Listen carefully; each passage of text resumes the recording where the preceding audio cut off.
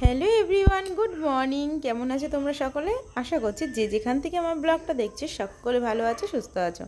নদিয়া জেলার ছোট্ট একটি গ্রাম থেকে আমি টুম্পা, আমার ব্লগ চ্যানেলে তোমাদের সকলকে জানাই অনেক অনেক ভালোবাসা, অনেক অনেক স্বাগত। তো সকালবেলা ঘুম থেকে উঠে তো দেখো একবার সমস্ত বাসি কাজটা সেরে চলে এসেছি। তোমাদের দাদাভাইও কিন্তু ঘুম থেকে উঠে পড়েছে, আর এদিকে আমি দেখো গপুকে সেবা দেবো বলে চলে এসেছি ঘরে। আর আজকে যেহেতু বৃহস্পতিবার, গতকাল রাতে কিন্তু আমি মায়ের চুলটাকে শ্যাম্পু করে দিয়েছিলাম, তো আজকে শুকিয়ে গেছে সকালবেলা, তো মায়ের চুলটাকে পরিয়ে দিলাম। আর দেখো মাকে কত সুন্দর লাগছে, তাই না? তো চলো এদিকে বেশি বকবক না করে পুজোটা দিয়ে রান্নার জায়গায় যেতে হবে। এদিকে দেখো লুচি কটাও কিন্তু আমার বেলা হয়ে গেছে, আর এদিকে ঘুগনি করবো বলে ঘুগনিটাকে কিন্তু মটরটাকে সিটিও দিয়ে দিয়েছি। তো চলো বেশি পক না করে এবার কিন্তু কাজগুলো করতে হবে, যেহেতু আজকে ভাইফোঁটা। আর ভাইফোঁটার জন্য সকালে মিষ্টি দিয়ে আর এই লুচি ঘুগনি দিয়ে কিন্তু ফোঁটাটা দেওয়া যাবে, তারপরে কিন্তু রান্না আছে। তো চলো তোমাদেরকে দেখিয়ে দিই এখন কটা বাজে। এখন বাজে প্রায় 9টা, কেননা অনেক সকালে ওঠা হয়েছে, 4টের সময় উঠেছি।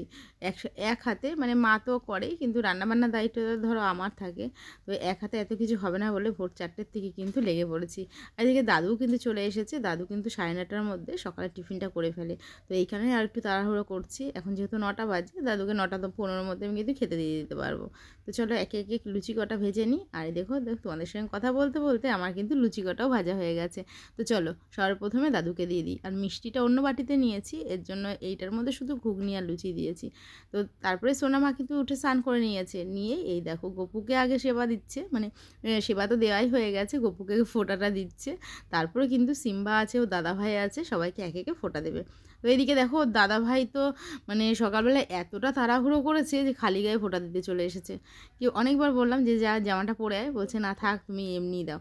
আমি বললাম ভিডিও করবো, বলছে ওতে কোনো অসুবিধা হবে না। তো যাই হোক, ওর খালি গায়ে ভিডিওটাই তোমাদের সঙ্গে শেয়ার করলাম, কিছু করার নেই।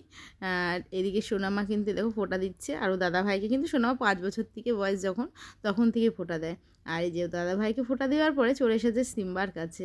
সিম্বা তো এদিকে খুব লাফালাফি করছিল, তার কারণ সিম্বাও কিন্তু আজকে সকাল থেকে না খাওয়া, জানো তো, তোমাদের সঙ্গে তো সেই কথাটা শেয়ারই করতে পারলাম না। সিম্বা ওকে যখন 9টা 9:30টার দিকে খেতে দিয়েছিলাম, ভাত মেখে দিয়েছিলাম, কিন্তু একটা দানাও মুখে দিয়েছিল না। তার কারণ ও ফোঁটা, যেহেতু ওকে বলা হয়েছিল ফোঁটা নেবে, মানে ফোঁটা দেওয়া হবে, এই কারণে ও কিন্তু ভাত খেয়েছিল না। তারপরে ওকে আগে ফোঁটা দিয়ে তারপর এদিকে কিন্তু তোমাদের দাদাভাইকে কিন্তু ওর বোন ফোঁটা দিতে চলে এসেছে। তো এই দেখো তোমাদের দাদাভাইকে ফোঁটা দিচ্ছে, আর মামাম কিন্তু সিম্বার কাছেই রয়েছে, কেননা সিম্বা ওর সঙ্গে প্রচণ্ড খেলতে ভালোবাসে।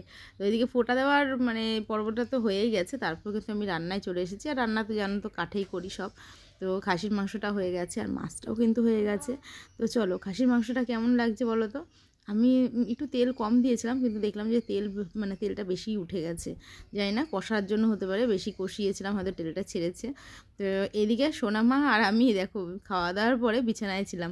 তো সিম্বা দেখো কি করছে, আর ওকেও কিন্তু যে স্নান করানো হয়েছে সিম্বাকে, সেটা তোমাদের সঙ্গে শেয়ার করতে পারিনি। তো তারপরে কয়েকটা ভিডিও শ্যুট করলাম, ফটো নিলাম। তো সিম্বা ছিল যেহেতু বিছানায়, তো ওর সঙ্গে একটু গল্প করলাম, করার পরে কিন্তু সিম্বা বেশিক্ষণ বিছানায় থাকতে চাচ্ছিল না, তার কারণ ওর একটু শুশু পেয়েছিল।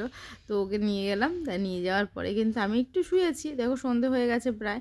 আর মাম্মাম না বায়না করছে যে আমাকে মেহেন্দি পরিয়ে দেবে, তো না করাতে তারপরেও কিন্তু জোরজার করে এই যে বাঁ হাতে কিন্তু মেহেন্দিটা পরিয়ে দিয়েছে। কেমন হয়েছে কমেন্টে কিন্তু জানিও।